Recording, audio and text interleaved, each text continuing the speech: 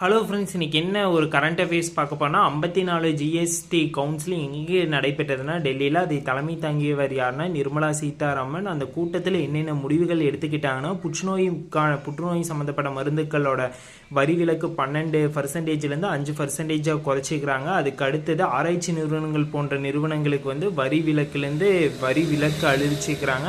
அது இல்லாமல் மின்சார கட்டணம் போன்ற ஆரம்ப விண்ணப்ப கட்டணம் இருக்குமா, அதுலேருந்து வரி விலக்கு கொடுத்துருக்குறாங்க. அது இல்லாமல் கார் இருக்கைகள் இருக்குமா, அதுக்கெல்லாம் 18% ஜிஎஸ்டிலேருந்து 28% ஜிஎஸ்டியை இன்க்ரீஸ் பண்ணிக்கிறாங்க. அது மட்டும் இல்லாமல் நம்ம மருத்துவ காப்பீடு போன்ற நிறுவனங்களுக்கு வரி விலக்கு அளிக்கலாமான்னு சொல்லி ஒரு குழு உருவாக்கி இருக்கிறாங்க. அந்த குழுவுக்கு தலைமை தாங்குவர் யாருன்னா பீகார் முதல்வர் சாம்ரட் சௌதரி. அவங்க தலைமையில் குழு உருவாக்கி இருக்கிறாங்க. அவங்க குழு அக்டோபர் 2024 ஒரு அறிக்கை கொடுப்பாங்க. அந்த அறிக்கைக்கு அப்புறம் நவம்பர் 2024